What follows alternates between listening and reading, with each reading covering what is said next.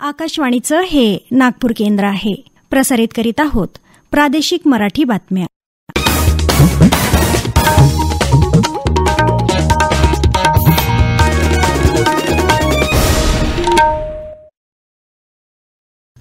आकाशवाणी नागपूर. स्वाती सोनपेटकर आपल्याला प्रादेशिक बातम्या देत आहे. ठळक बातम्या. पंतप्रधान नरेंद्र मोदी यांना ग्रीसचा grand cross of the order पुरस्कार प्रदान. चांद्रयान-3 मोहिमेअंतर्गत रोव्हरचा संचार सुरू. रोव्हरचं काम वेळेनुसार आणि त्याच्या यंत्रणाही योग्य रीतीनं काम करत असल्याची इस्रोची माहिती. प्रत्येक खरेदीनंतर पावतीचा आग्रह धरण्यासाठी केंद्र सरकारची मेरा बिल मेरा अधिकार बक्षीस योजनेची घोषणा. आणि एकलव्य एकल विद्यालयाच्या शिक्षक पर्यवेक्षक प्रशिक्षण वर्गाचा रविवारी समारोप होणार असल्याची केंद्रीय मंत्री नितीन गडकरी यांची माहिती. पंतप्रधान नरेंद्र मोदी यांनी आज ग्रीसच्या प्रेसिडेंट कॅटरिना एन साकेलारोपौला यांनी grand cross of the order of ऑनरनं सन्मानित केलं. पंतप्रधान आज ग्रीस दौऱ्यावर असताना त्यांना हा सन्मान प्रदान करण्यात आला. भारत ग्रीस भागीदारीचं सामर्थ्य प्रतिबिंबित करणारा हा विशेष सन्मान आहे. आपण साकेलारोपौलो यांच्या समवेत भेटीदरम्यान अनेक मुद्द्यांवर चर्चा केली असल्याचं ट्वीट मोदी यांनी केलं आहे. भारत ग्रीस मैत्री मजबूत होण्यासंबंधी तसंच शाश्वत विकासाला चालना देण्याच्या मुद्द्यांवरही चर्चा केली असं ते म्हणाले. मोदी म्हणाले की चांद्रयान-3चं यश हे केवळ भारताचंच नाही तर ते संपूर्ण मानवजातीचं यश आहे. चांद्रयान-3 मोहिमेद्वारे गोळा केलेल्या डेटाचे परिणाम संपूर्ण वैज्ञानिक बंधुत्व आणि मानवजातीला मदत करतील अशी अपेक्षा त्यांनी व्यक्त केली.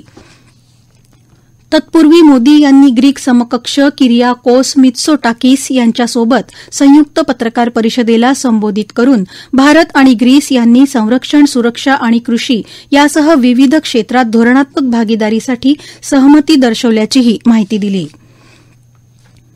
पंतप्रधान नरेंद्र मोदी उद्या सकाळी बेंगळुरूमध्ये इस्रोच्या टेलिमेट्री, ट्रॅकिंग आणि कमांड नेटवर्कला भेट देण्यासाठी आणि चांद्रयान मोहीम यशस्वीपणे पार पाडून इतिहास रचणाऱ्या टीमला शुभेच्छा देण्यासाठी येत आहेत.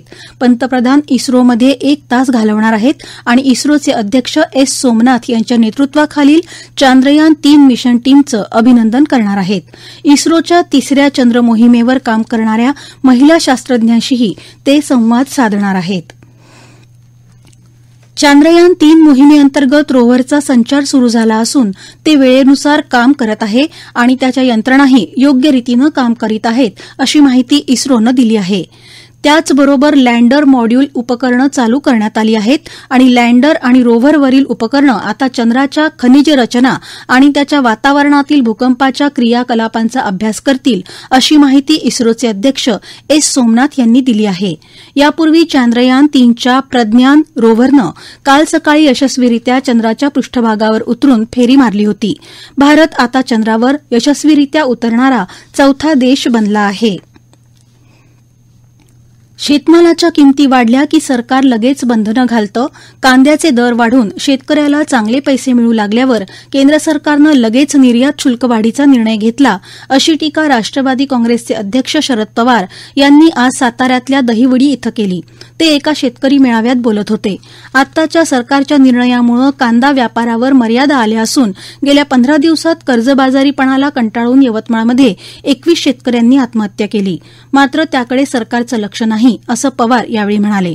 जो कष्टकरी तसंच शेतकऱ्यांच्या हिताच्या आड येईल त्याला आमचा पाठिंबा असणार नाही असा इशारा पवार यांनी यावेळी दिला. मी कृषीमंत्री होतो त्यावेळीही कांद्याच्या दराचा प्रश्न निर्माण झाला होता, पण त्यावेळी मी निर्यात कर लावला नाही, बंदी घातली नाही, ही आठवणही पवारांनी करून दिली.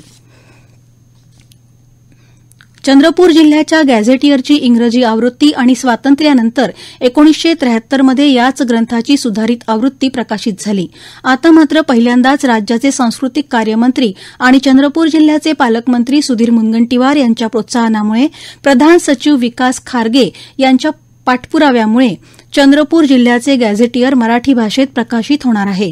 सदर गॅझेटियर अंतिमरित्या प्रकाशित करण्यापूर्वी नागरिकांच्या अवलोकनार्थ तसंच योग्य सूचना आणि अभिप्राय नोंदवण्याकरता जिल्हाधिकारी कार्यालयात 1 महिना उपलब्ध असणार आहेत. नागरिकांनी सूचना आणि अभिप्राय द्यावेत अशी माहिती जिल्हाधिकारी विनय गौडा जीसी यांनी पत्रकार परिषदेत दिली. चंद्रपूर जिल्ह्याचा हा मराठीतील गॅझेटियर 2 खंडात आणि जवळपास 1400 पानांचं राहणार आहे. या प्रादेशिक बातम्या आपण आकाशवाणीच्या नागपूर केंद्रावरून ऐकत आहात.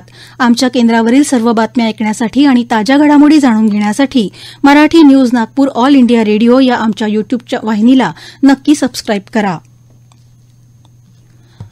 प्रत्येक खरेदीनंतर पावत्यांचा आग्रह धरणाऱ्या ग्राहकांच्या संस्कृतीला प्रोत्साहन देण्यासाठी केंद्र सरकार मेरा बिल मेरा अधिकार या नावानं चलन प्रोत्साहन योजना सुरू करत आहे. राज्य सरकारांच्या सहकार्यानं ही योजना राबवली जाणार आहे.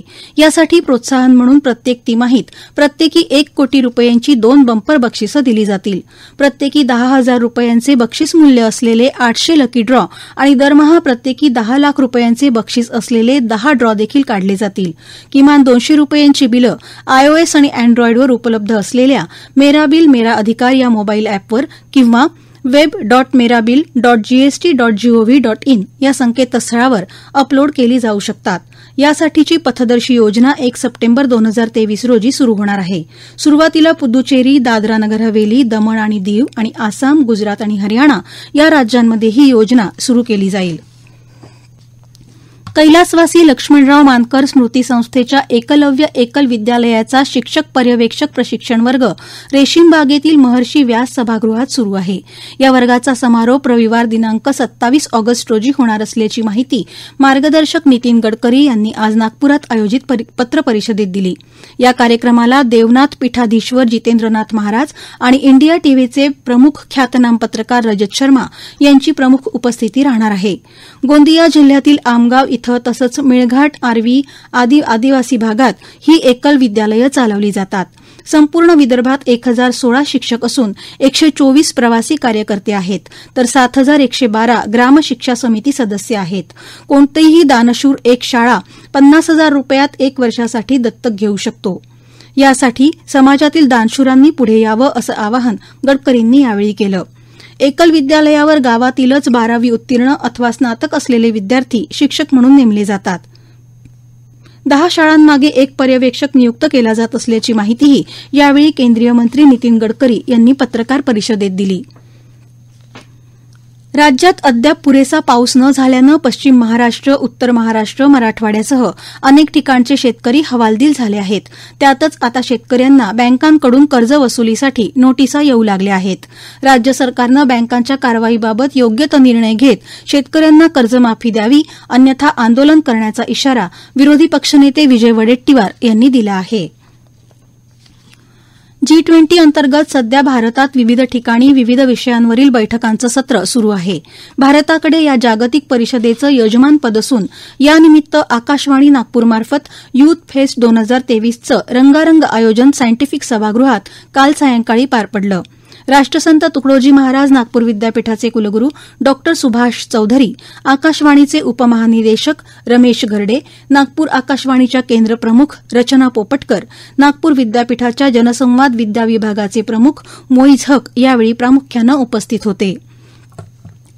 प्रसार भारती अंतर्गत नागपूर आकाशवाणीद्वारे आयोजन करण्यात आलेल्या या कार्यक्रमातील सर्व सादरीकरणावर काल भारतानं यशस्वीरित्या पूर्ण केलेल्या चांद्रयान मोहिमेचं गारूड होतं. देशभक्तीनं ओतप्रोत भारलेल्या वातावरणात रोहित भोगे आणि साथीदारांचं समरगीत, ओजस हरकरे आणि चमूचा युथ बँड, समीर नानोटकर आणि चमूचं लोकगीत, प्रीतम घ्यार आणि चमूचं लोकनृत्य, चिराग थक्कर आणि चमूचं गीत आणि कविता प्रवीण साखरे आणि चमूचे स्किट आणि देशभक्ती गीत सादर करण्यात आलं.